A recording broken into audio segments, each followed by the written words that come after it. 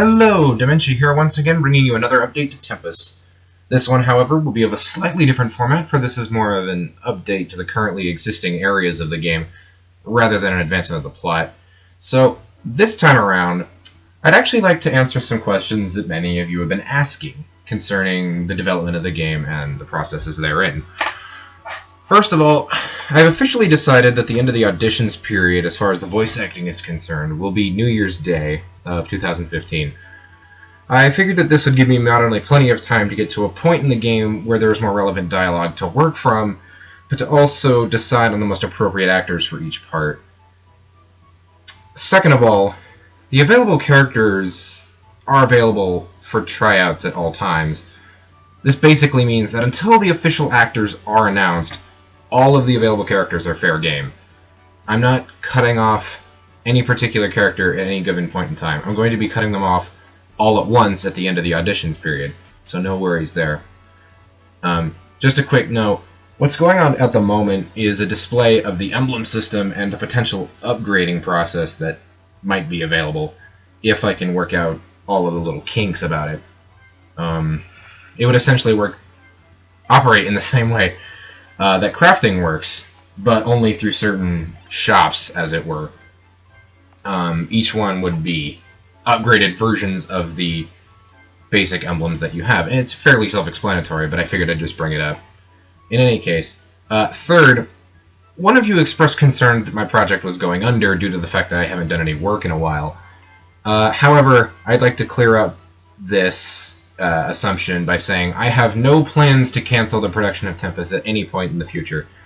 The problem with the production is simply that the workload of making the game essentially on my own, combined with my social life and the people I interact with outside of the development of Tempus, get in the way a handful of times. And to put it simply, I'm frankly just kind of lazy as a person anyway. So, I mean, it sounds like I don't care in that sense, but I do. I do care quite a bit. I just can't push myself to work on it consistently every single day, all day, and I think that's understandable. From there on out, as far as the available characters go, I have almost everyone auditioned for at least once. However, there are a couple of major characters on my roster that have yet to be auditioned for, and therein lies a problem. If I do not have appropriate actors for every character by the end of the auditions period, I can't have voice acting in this game. I can't have an incomplete roster. For multiple reasons that I'm sure many of you already understand. I can only pray that I get appropriate actors by the end of the period, otherwise I'll have to cut everyone else off. There's nothing I can do about it. It sounds harsh, but what else am I supposed to do?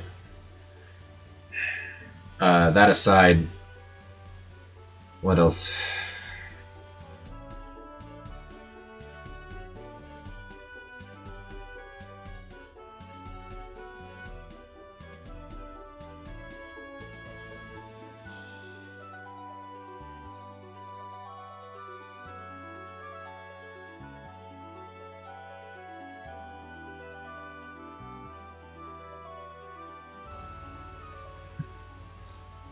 I apologize for the rather slow process this is taking. I'm simply trying to do my best to show off all the aesthetics I've managed to apply so far. And the fact that I've given dialogue to most of the characters in this area. If I'm bypassing anyone, it's essentially because I either don't want to talk to them or they don't have applied dialogue yet.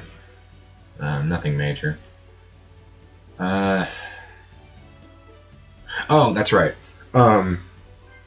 In a moment here after this book reading is over, I wanted to bring up something interesting that I was planning on doing. In a moment.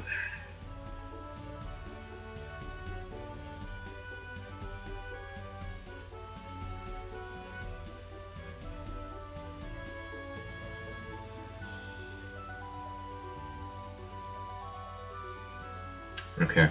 So, in a second here, Isaac will be talking to a scholar. The idea behind this is I wanted to place scholars all across the landscapes of the world And by talking to them, they'll give you hints about goings-on in the world, essentially either side quests or special things that are capable of being accomplished, or things that you should take note of, because they do know quite a bit, being scholars. So that's the first of which referencing a potential side quest that I will be putting together in the future. Probably in the near future, if I can figure out all the tweaks and minute details and whatnot.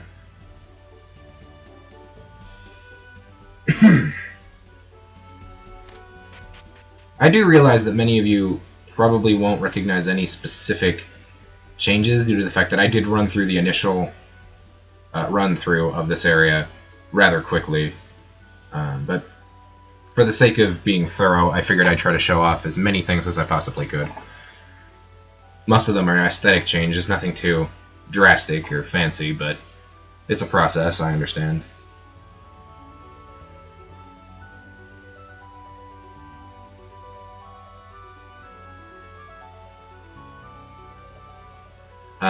The changes to Arcadia alone are not the only ones I've made.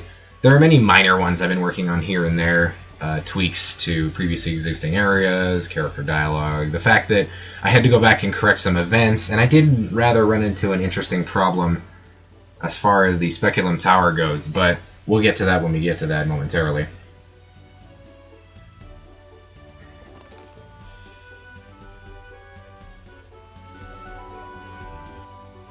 I will be trying to cut out some of the more low, mundane parts of me simply backtracking through areas. But this right here is the central garden in the middle of Castle Lumen. And this one, though, would be nowhere near as obvious in the original, or in the final version, I mean. But I did like this little area, so I will be sticking in somehow, somewhere. I'm just not quite sure how exactly yet. But that's beside the point.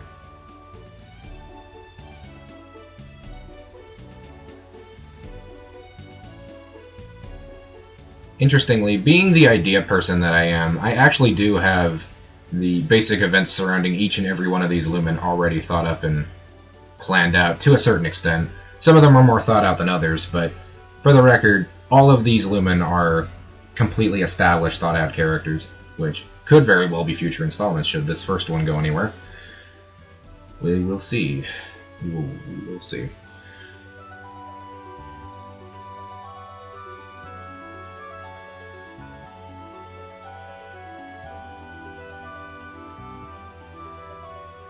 I wanted to be sure to show off each and every one, because I thought they were cool. They looked cool to me.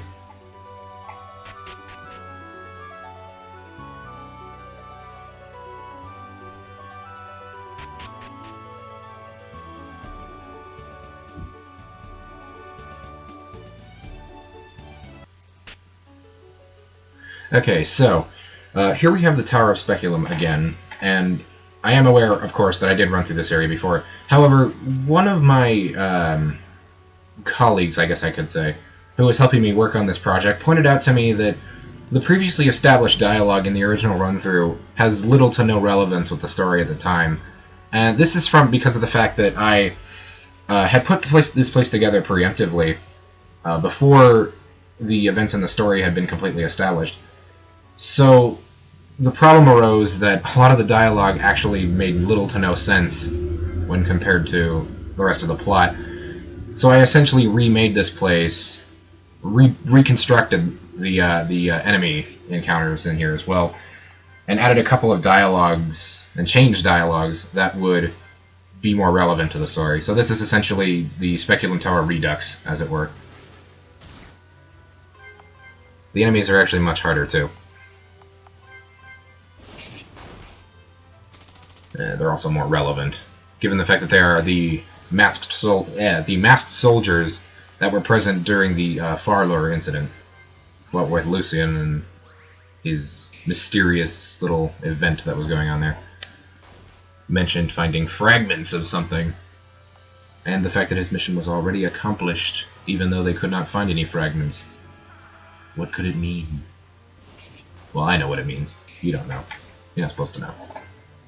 Although maybe you already have an idea. Maybe it's true, maybe you're correct, maybe you're not. I don't know. Who knows? I know. I know all. In any case. Yeah, the layout is relatively the same. No changes to the layout, per se. The encounter rate's a little higher, though, because that same colleague did point out to me that they were rather low. There was a rather low rate of encounters the first run-through, so I figured I'd up it just a bit. After all, this place really is relatively short, so I figured a higher enemy encounter rate probably wouldn't matter too much in the grand scheme of things. Plus, it's, you know, free experience and gold, so who could really complain? Something I never quite found... a complaint I never found completely understandable about most RPGs. I mean, the encounters are relatively annoying, generally speaking, but they're free experience and gold, so I never really found a reason to totally hate them. Maybe that's just me. It doesn't take much to please me as far as most games go. If I find it fun, that's all I really need.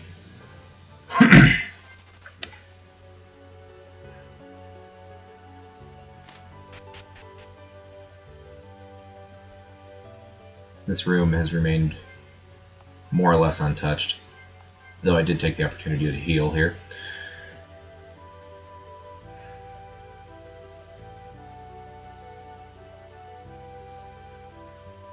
Interestingly, I found a bizarre glitch with this particular puzzle. For some reason it locks the music throughout the rest of the dungeon, so that from this point forward, the music does not change as it's supposed to between areas. This is present in the original version too, but I didn't quite realize what was going on until this time around. And that's something I'd like to fix in the near future. I'm not quite sure how it did it, though. The event must be... The event itself is quite complicated, but I don't completely understand why it would affect the music itself. The background music, anyway. Right now, it doesn't matter. This is supposed to be the track playing, but... I don't know.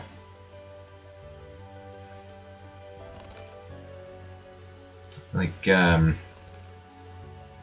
well, like here, for example, the music is not supposed to be playing. You're merely supposed to just be hearing the wind sound, but regardless, I figured I'd skip that since that was more or less self-explanatory.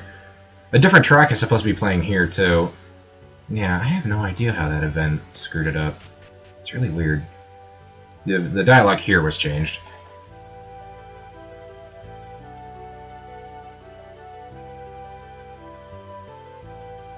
Kind of wish the mirror effect wasn't wood, but I don't know. I can't really change it in this room, though. It wouldn't match. I suppose I could try to fix it somehow, but I don't really know how to go about doing that. Then again, I could always just go in and change the parallax background myself, but that would require a good deal of effort, and something that I'm not completely sure I even know how to do to begin with. I'll figure it out, I suppose.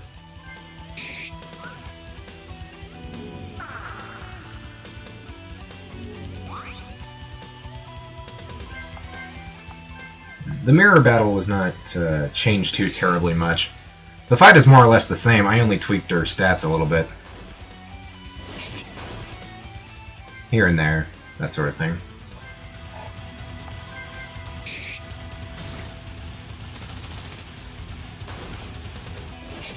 Though that doesn't mean it certainly takes any more or less time to drain her health.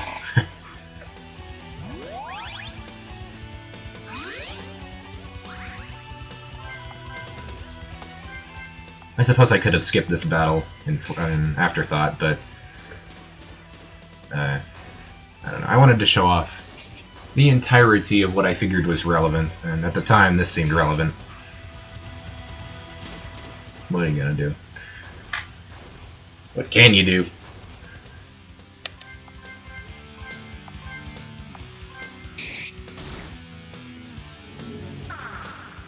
Those effects I feel are almost too big. They're meant for much larger sprites, so it's understandable. Plus, your characters technically aren't even supposed to be on screen to begin with, but I thought it just worked so well, I just left them.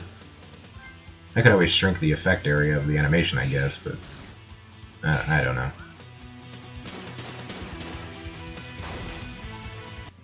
Anyway, fight is done.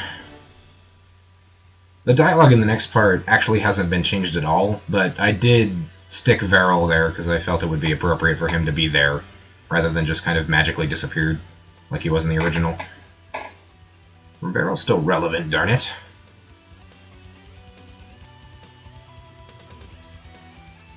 He's still pretty. Or, you know, something. I don't know.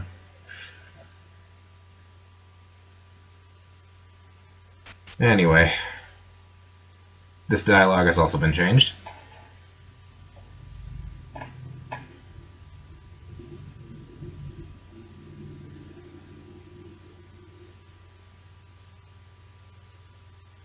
Though, should I really be saying that, given the fact that you guys are probably smart enough to notice of your own accord?